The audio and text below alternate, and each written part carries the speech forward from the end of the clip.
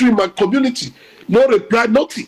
Therefore, when what we have in Edo State, the only person we are praying to Almighty God to come and rescue us. As of today, our heart is pounding. We can no longer stand. We can't sleep with our 2 hands closed. We are perpetually on the run. Many communities have been sacked. As I'm talking to you now, many local governments have been sacked. I'm supposed to also be going to the to Esana this morning to go and join the protest. But when the security report I received that if I back on that kind of journey, there will be war. I might be kidnapped. That was the reason some of us we decided not to embark on that kind of mission. As I'm talking to you now, nobody is saving the governor.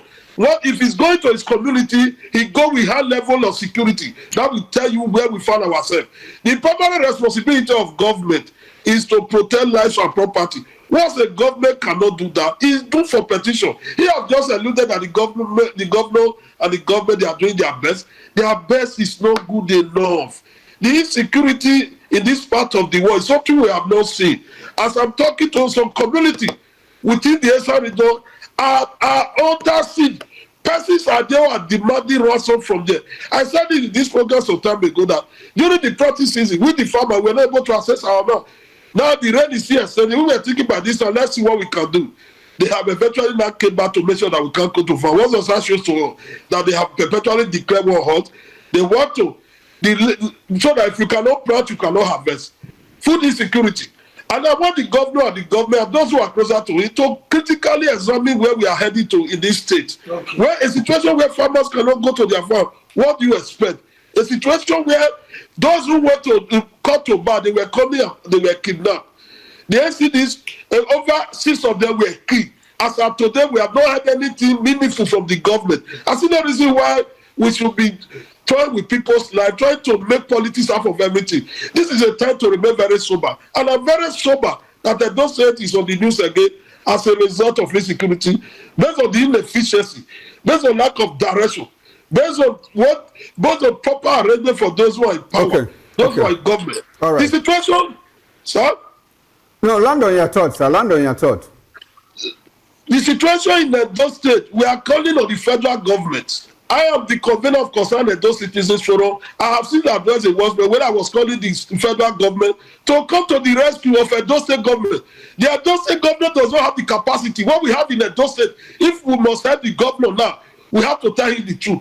And that's the reason why I'm using this video to also appeal to the federal government to come to the rescue of Edo people. Edo State does not have the requisite. They does not have the knowledge.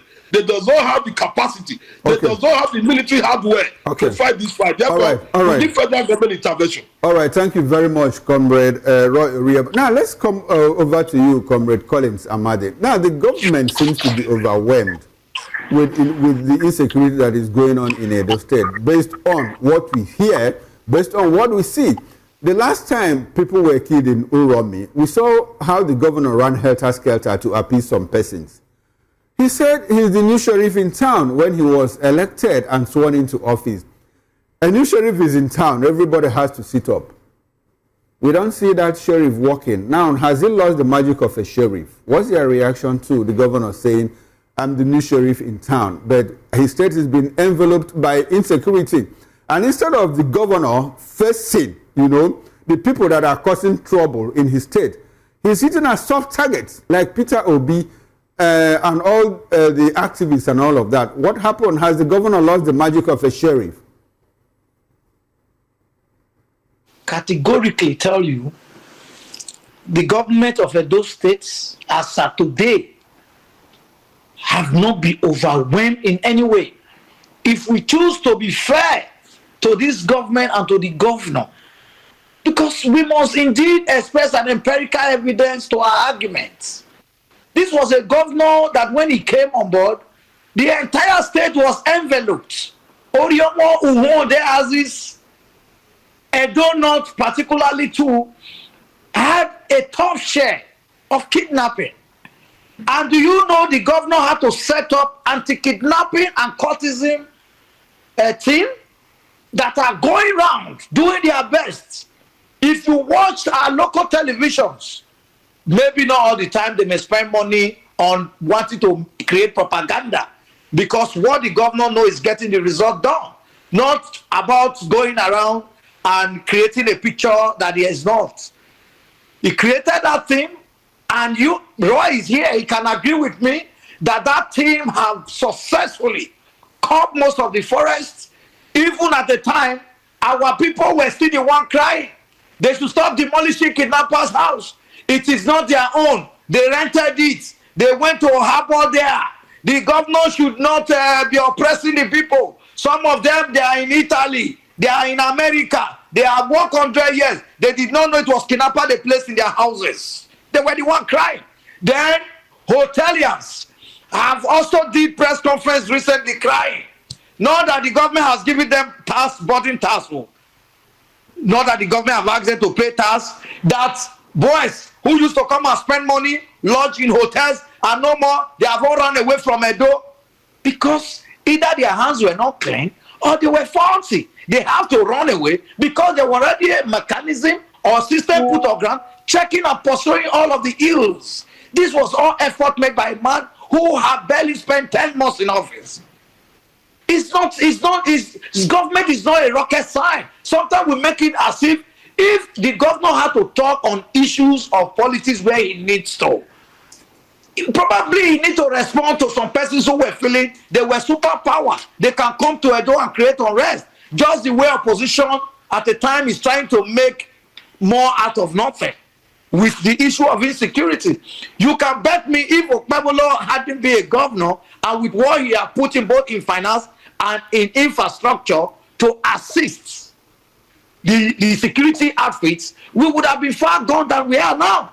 That is why the governor also appreciates the fact that our people have also come out to reawakening both the citizen and the government, that there is need to add in more effort. And I also made references when I said, in a situation where a wife and a husband plans to kidnap themselves, or the woman kidnaps a husband just to raise money from in-law or to raise money from children, we have seen it happen. In Edo, it happened. So that's few cases anyway. I am not saying that is what is happening when you see. And two, you talked about the governor visiting some states to go and appease their conscience because some persons were killed extrajudicial killing. That was not a normal way of curbing crime.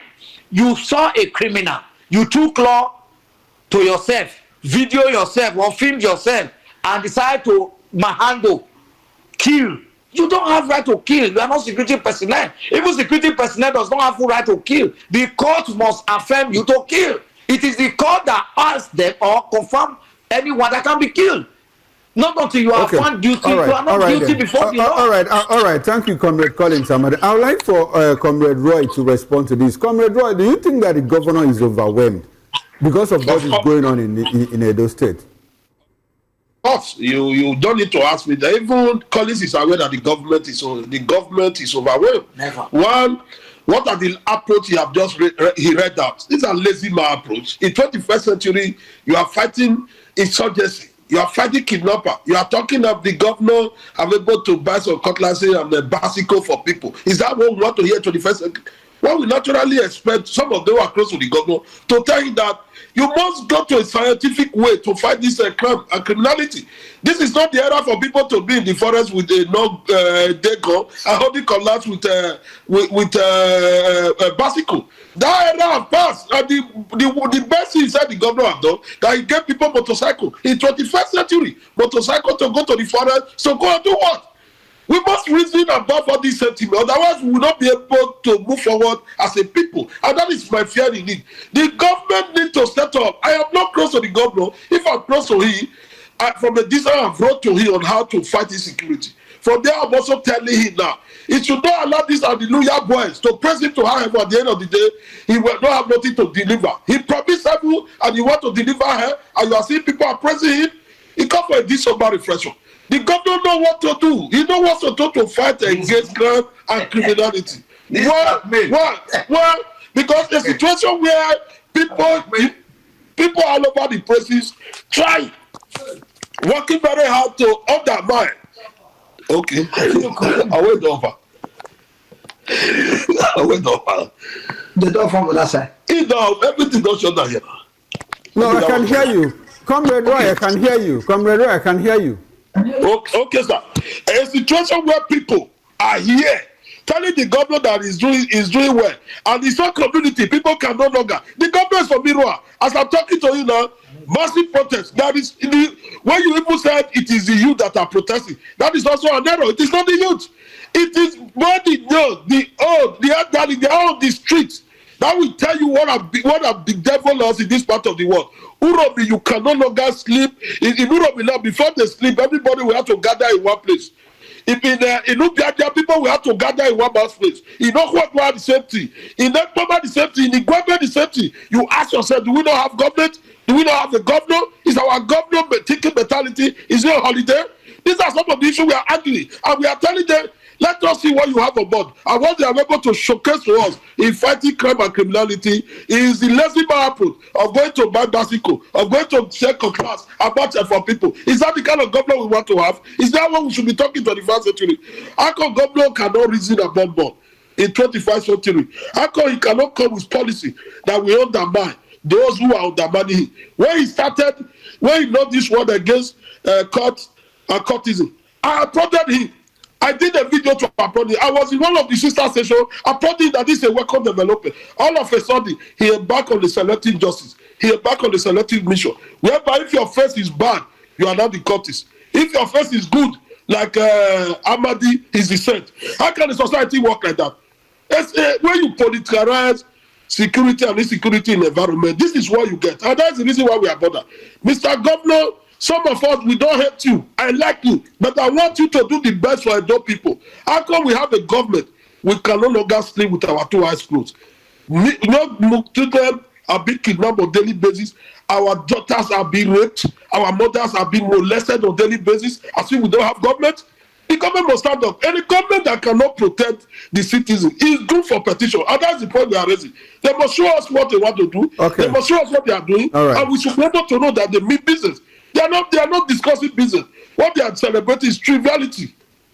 All right, thank you very much. I think this is different strokes for different folks. Comrade Collins Amadin sees it differently from the way Comrade Roy Oriabo sees it. But the important thing to know is that there is some sort of insecurity that has enveloped Edo State. Whether the governor is working his best, doing his best or not, it's left for the people of Edo State to decide, and Nigerians. Now, let's move away from the issue of insecurity and talk about other governance issues in Edo State. Now, Comrade Collins, I would like to ask you, because you are a Bini man, what has become of the issue of the Iyaloja of Edo State? The Oba of Benin, Oba Itope, like you call him, says it is alien to Edo. Has the issue been resolved? I heard that the market women protested yesterday. What's new? What do we need to know? What's going on in Edo State with regard to the issue of the Iyaloja of Edo State? Anyway, thank you very much. For me, we do not really see it, or I do not really see it as an issue that is not managed. His Majesty, our royal father, our king, to whom is our God on earth, made a statement that was bold and clear. We do not know what is called Iyaloja. And I really was hearing it for the first time. What we know about is Iyeki. And His Majesty, long live my king, do not hate anybody or do not detest any of them. Whether you call it Isha, you call it Afema, what have you, they are all descendants of the Benin. We are all one family. But there are rituals, as His Majesty said, there are rituals that are done in our various markets around Benin. Okay. And not until you believe in those rituals, there are responsibilities you probably cannot take. Now, she is a pastor. We do not know if a pastor of her caliber, for example, will go before the Bini shrine to bow down and praise the gods. And also based on that, is an issue for her and her own religion and her belief, if she can manage it. And His Majesty did not also say she cannot help market women grow. But he stated very clearly, which the whole world know, and every one of us know, that each market in Benin have their leadership. You can choose to be their president or whatever, but probably saying you are now calling people Iyaloja of different markets. That is what was alien, not only to His Majesty, including to me, you know, who is also subject of His Majesty. So I don't think those are issues. It's not really an issue that had to do with the government, because we must also state it very clear. Madam Josephine issue on market women started even before Governor Bewolo became a governor. So let's opposition sometimes try to paint it, to use it to rob the governor. They know very well that the governor is a brainchild of His Majesty. In short, His Majesty loved him so much, just like the way he also reverend His Majesty. So for anybody who try to play politics around this and make it ethnic or wanting to drag the governor in, they probably will fail, because the governor has so much love and respect for our king, and the king also has reciprocated that in so many ways that the governor himself knows too well. So let nobody think they want to play politics with this. Josephine declared, or Josephine was said to be leading market women even when Obaseki was still a governor of this state. They had a fashion. They had the Josephine fashion, and they also have the Blackie woman fashion, who was a little bit, or should I say, loyal to the government of the day, as it were. You know, the fashion did not just start now. Even when Obaseki was there, market women issue were being protested at. So it's not something that is new. Not a certain politician want to create another dimension from it. But we are here as children of history. We will remind them some of the genesis if they have forgotten. So even the said Blackie as at that time was almost banished by many people not to come close, because her allegiance to Obaseki was too on the high side, and Obaseki attitude towards His Majesty and the kingdom was not receptional, was not acceptable. It was Obaseki who almost divided the kingdom in the hands of His Majesty by creating a de facto system where some of those subjects were almost blackmailed, you know, to do their own without making reference to His Majesty. But because government will come and government will go, which our Governor Obewolo knows today, and will not behave like Obaseki behaved. So he will certainly respect the traditional institution. If there are issues that needed to be treated before Mrs. Ojo came to Edo that was not treated, we agree those issues probably need to be looked at. It is an issue that His Majesty and the governor can simply say, put these people together and make them work in one accord.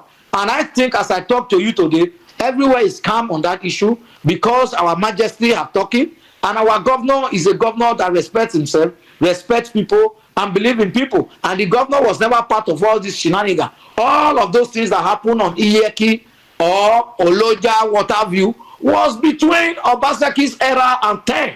It was that time that they instituted this their crisis, that they started it. It was not just now. I am sure the governor has not been briefed properly before the incident itself took place. Comrade Collins, can you hear me? Very well. I need you to talk more. Go ahead. Keep talking, sir. No, keep talking. It's okay. Just as I have said. Okay. It's not okay. I asked you before. I told you I'm the moderator of this show. If I give you time, when I interject, please listen to me. Were we hearing you? We were not hearing you, please. You just heard me now. You just heard me. Why don't you find out from your engineer, please, before you yell at us? We weren't hearing you. I was only talking. Nobody was hearing you. We have to unmute. But I just said, I just asked you now if you heard me. You said you heard me. You heard me all along. No. Please. You are hitting hard on me, and I'm not. No, I'm not hitting hard. I tried to stop you to ask a question, and you don't even take corrections. You cannot slow. You are hitting hard on me, and I'm not comfortable with that. Roy is here. You cannot see me if we were hearing you. Because excuse me, Collins. When Roy is talking and I interject, Roy listens to me, and he stops because I moderate. I want to moderate the show. I want to make it interesting. Please. Now, Comrade Roy, I'd like for you to tell us. Comrade Roy, I'd like for you to answer this question. Now, has the origin of the Iyaloja been confirmed? Some say she's Edo, others say she's not. What's the true position? And like Collins said, that look, that the issue has nothing to do with the government. I also understand that the Josephine that she's talking about was installed as the Iyaloja of Edo State in the government house. So how come he says that the government has nothing to do with it? As a moderator, you understand that he's a part of the left. Therefore, anything he says, we do anything to protect the governor and the government as far as is concerned. But I think on this subject matter, our Reverend Monarch, the great Oba of Benin, has spoken. We have taken a position with the subject. We have since taken that position that we don't want to see any Iyaloja in our markets. We don't want to see them. He said that to us, and the position of our father is the position of us have taken. Anywhere we see them, we smoke them out. That's the position. Therefore, we don't want to see them. Therefore, the position we have taken is a great position, and we are working with it. Our father, His Royal Majesty, have taken a stand, and that stand is what we believe. No Iyaloja in any of our markets that will be welcome. Anybody who wants to preside over any market in Bini must be willing to observe those traditional and cultural protocol that is associated with it. You cannot just come and say you want to be the head of the market. These markets are traditional markets. These are markets that have been there over the years. Once the situation arises for anybody to be there, must be willing to follow the rules. And the rules have been stated clearly over the years.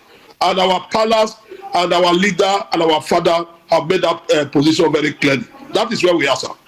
Okay, now let me come back to you, Collins. The markets are under the local government areas. I want to know what is the position of the government on this issue of Iyaloja. I understand that the Iyaloja was installed in the government house. What is the position of the government on this matter? This is where... No, the question is for Collins. It's for Collins Amadin. Collins Amadin has since I'm taking a bow. Okay, beautiful. Just go ahead, sir. Yes, I think the issue of the market, all the local government chairmen, they have listened to our Reverend Oba. He's our father. He's the custodian of our culture and tradition, and none of them is doing anything contrary to that. Therefore, we are happy with it. That what we have in Bini is Iyeki. It's not Iyaloja. Iyaloja is not even a language that we speak in this part of the world. Therefore, we have since moved on, and we are doing well with that. We don't need the Iyaloja in any form, in any capacity. We don't need the Iyaloja. Iyeki is what we are known. That is in language. Iyaloja is named to us. It's not language we speak here. Where will somebody go and bring? That is destination taken too far. And we are happy that our father taking the position, and with the subject immediately, we have to follow that position. We are able to chase them out of our market. They are no longer there. They cannot access the market because the market does not belong to them. That is our position. Now, thank you, sir. What's the difference between Iyeki and Iyaloja?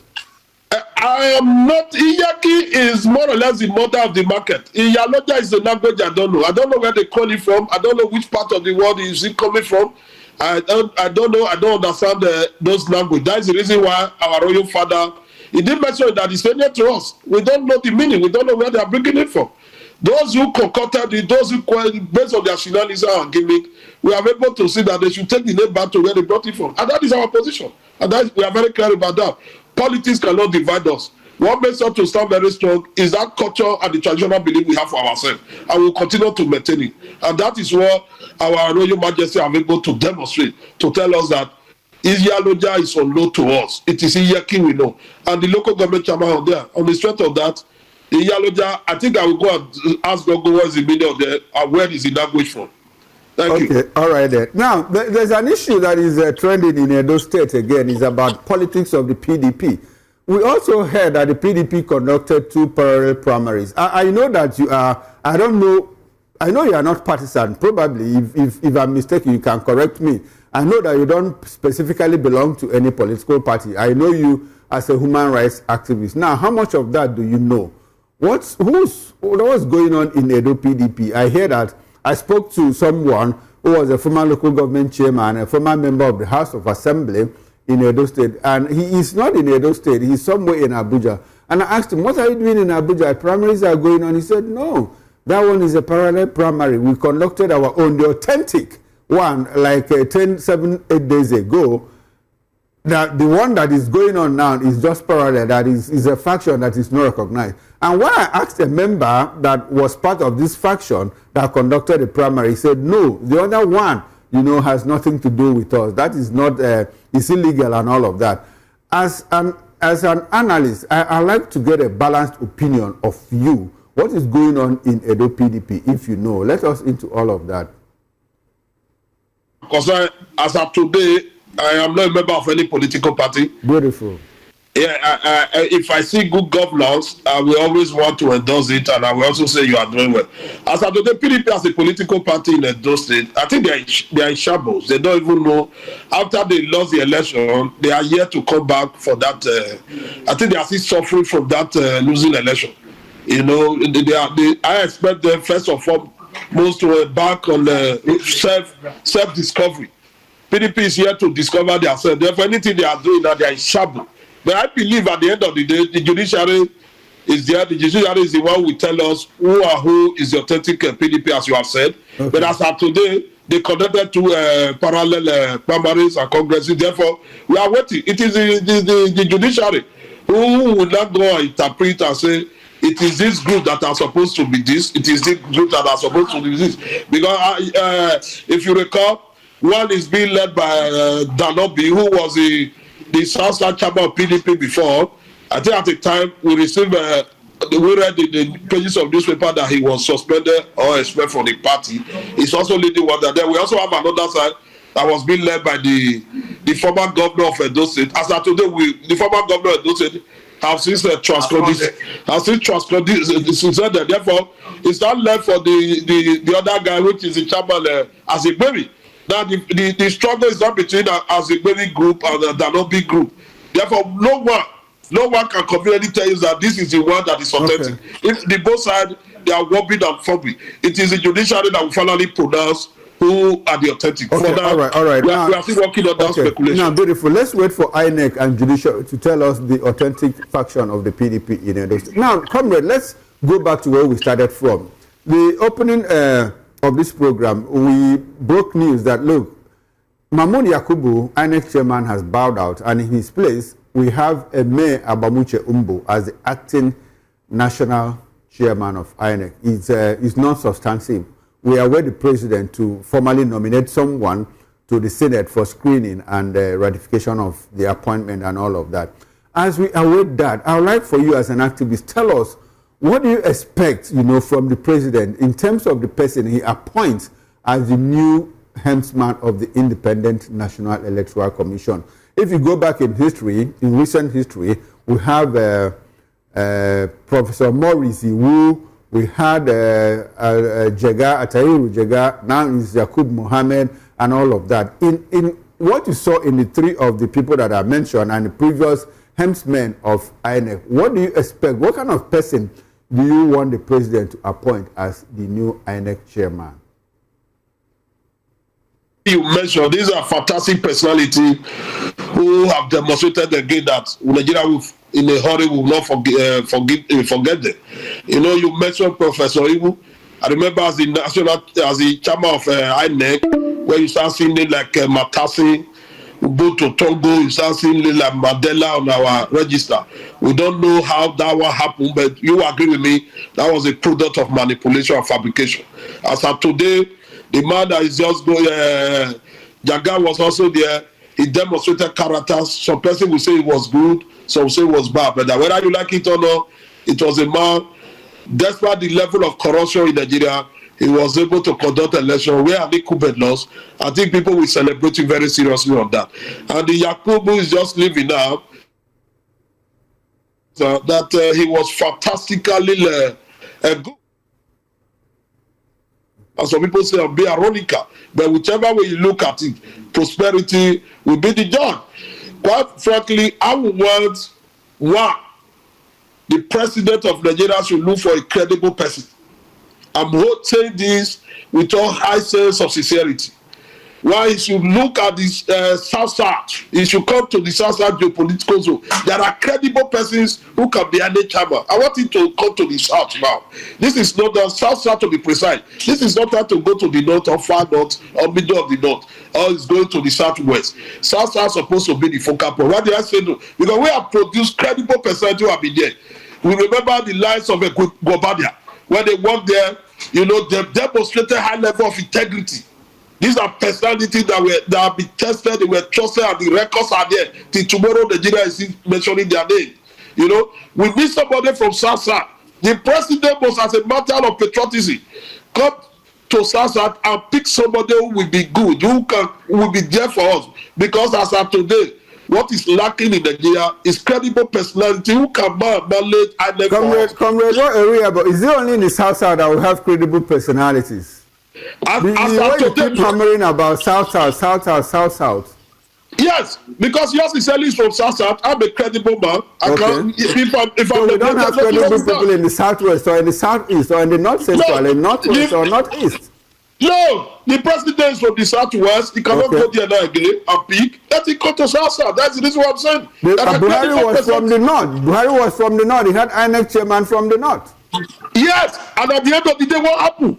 Nothing happened. He conducted the election, all of us celebrated it. So has credibility got to do with where a person comes from? Yes, it does. It does, sir. Really? Yes, it does. Personality, you in your village when you were growing up, when somebody is from within the village setting, you must ask who is your father before you say go and represent us. You ask, how about where your village in your community? People will ask, where is Okoro? Who is the father of Okoro? Who is the father of Chukuma? From there, people cannot read your report card and tell you this is what you can do. And that's the reason why some personality from South, they have demonstrated it before. You remember a man called Mike Guinea from South. He demonstrated this high level of transparency in Ireland. People are signaling for him. And that's the reason why I'm calling on Tinubu, the president of Nigeria, to look inward. Come to South. There are credibility. There are men who have credibility in South part of Nigeria. All right, Comrade Roy Oria, but we are out of time, practically out of time, and we have to end this conversation. But I understand that Comrade Collins Amade has moderated himself. He walked out of the show somehow, but I understand and he's back. Comrade Collins Amade, can we have your concluding thoughts on this?